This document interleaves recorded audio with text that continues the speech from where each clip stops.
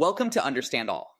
I'm your host, Aslakir Gerleaf, and today we're embarking on a fascinating journey into the world of the Pirahã people. So buckle up and get ready to have your mind blown. Imagine a world where numbers don't exist, where people take naps whenever they feel like it, and where the language has no word for worry. This isn't a fantasy land, it's the reality of the Pirahã people living in the Amazon rainforest. The Pirahã are a small indigenous group in Brazil who have captured the attention of linguists, anthropologists, and cognitive scientists worldwide. Their unique language and culture challenge many of our assumptions about what's universal in human cognition and communication. Let's start with their language. The Pirahã language is a true marvel of simplicity. It has one of the smallest sound inventories of any known language, with only 10 to 12 consonants and vowels. That's like having a paint box with just a handful of colors, but still managing to create a masterpiece. But here's where it gets really interesting. The Pirahã language doesn't have words for specific numbers. That's right, no 1, 2, 3, or any other precise numerical terms. Instead, they use words like few and many to describe quantities. This raises some mind-bending questions. How does not having number words affect the way the Pirahã think about quantities? Does it shape their perception of the world around them? According to a study published in the journal Science in 2004, the Pirahã's lack of number words does indeed influence their numerical cognition. When tested on tasks involving estimation and memory for quantities, the Pirahã performed differently from English speakers. It's as if their language provides a different lens through which they view the world. But the Pirahã's linguistic quirks don't stop there. Their language also lacks fixed color terms. Instead of having distinct words for red, blue, or green, they describe colors using comparisons to objects in their environment, like looking like blood or resembling a leaf. Imagine trying to describe your favorite shirt without using any color words. It might go something like this. You know that shirt I have that looks like the sky on a clear day? The one that reminds me of the river when it's calm? That's the kind of linguistic creativity the Pirahã use every day. But what does this all mean for our understanding of language and thought?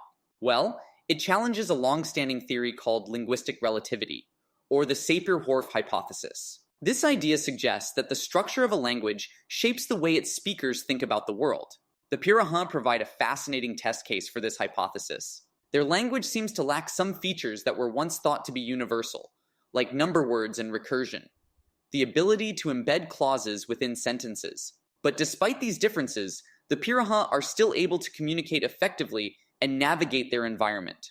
It's like they've found a different route to the same destination. While English speakers might use a highway of subordinate clauses and numerical precision, the Pirahã take a scenic route of metaphor and approximation.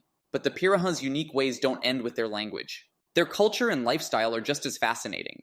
For example, they don't follow a typical sleep schedule like most of us do. Instead of having one long stretch of sleep at night, they take naps throughout the day and night whenever they feel like it. Can you imagine telling your boss, "Sorry, I can't come to the meeting, it's my nap time"? The Pirahã's approach to sleep sounds like a dream come true for many of us. But there's a deeper lesson here about the diversity of human behavior and adaptability. The Pirahã's sleep patterns may seem unusual to us, but they work well in their environment and cultural context. This flexibility extends to their social structure too. The Pirahã have a highly egalitarian society, with no formal hierarchy or leadership roles. Decisions are made through consensus, and cooperation is highly valued. It's a stark contrast to the rigid hierarchies and individualism that characterize many Western societies. But it shows that there are many different ways to organize a community and maintain social harmony. The Pirahã's approach to child rearing is another area where they diverge from Western norms. In Pirahã culture, children are seen as autonomous individuals from a young age, and learning is a communal responsibility. Instead of having formal schooling, Pirahã children learn through observation, imitation, and participation in daily activities. It's a more organic, context-driven approach to education that's deeply embedded in their way of life. So what can we learn from the Pirahã?